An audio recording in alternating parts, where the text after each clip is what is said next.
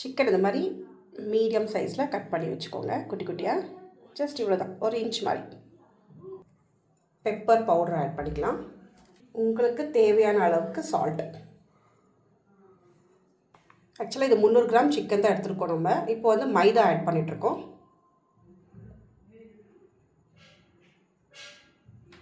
ஒரு table spoon cornflour use பண்ணிகிட்ருக்கோம். Just ஒரு கப் ஆஃப் சோயா சாஸ். இப்போ எக் யூஸ் பண்ணுறோம், பட் வரும் ஒயிட் மட்டும் தான் யூஸ் பண்ணுறோம், இல்லை எல்லோ யூஸ் பண்ணல நம்ம. Yes, only white we have used. இப்போ இந்த இன்க்ரீடியன்ட்ஸ் எல்லாத்தையும் நம்ம வந்து நல்லா மிக்ஸ் பண்ணிக்கலாம். பாருங்க, நல்லா மிக்ஸ் பண்ணிவிட்டு வச்சுருக்கோம். ஒரு 10 to 15 மினிட்ஸ் நல்லா ஊறட்டும் இதை. இப்போ நம்ம ஒரு தவா வச்சுட்டோம், ஆயில் போட்டிருக்கோம். இப்போ நம்ம ஊற வச்சிருந்த சிக்கன் ஸ்டஃப் பண்ணி வச்சுருந்தோம் இல்லை, ஊற வச்சுருந்தோம் இல்லையா, அதை வந்து இப்போ நம்ம இதில் ஆட் பண்ணிக்கலாம். சிக்கன் நல்லா ஆட் பண்ணிக்கலாம். இப்போது ஜஸ்ட் 5 to 6 மினிட்ஸ் மட்டும் ஃப்ரை பண்ணுங்க.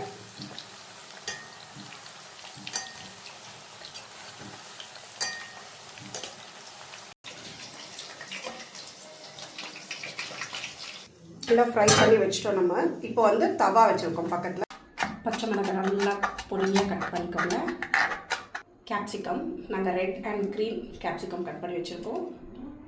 கொஞ்சம் ஆனியன் கட் பண்ணி வச்சுருக்கோம். பூண்டை நல்லா பொடியாக கட் பண்ணிக்கோங்க.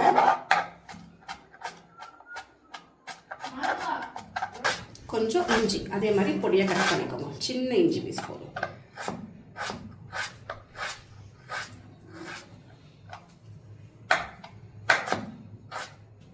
ஒரு கடாய் வச்சாச்சு, கொஞ்சம் ஆயில் சேர்த்துருக்கோம்.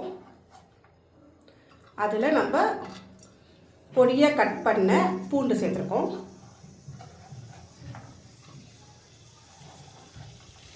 இஞ்சியும் சேர்த்தாச்சு.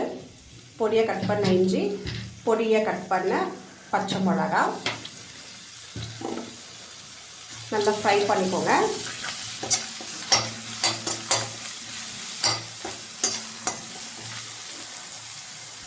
நல்லா ஃப்ரை ஆகிடுச்சு கொஞ்சம். இப்போது நம்ம கட் பண்ணி வச்ச ஆனியன் சேர்த்துப்போம். நல்லா ஃப்ரை பண்ணிக்கோங்க. இப்போது நம்ம கட் பண்ணி வச்சுருந்த கேப்சிகம், ரெட் அண்ட் க்ரீன் ரெண்டும் யூஸ் பண்ணியிருக்கோம் நாங்கள். அதையும் சேர்த்து நல்லா ஃப்ரை பண்ணிக்கலாம். கொஞ்சமாக நம்ம வெனிகர் ஆட் பண்ணிக்கிறோம்.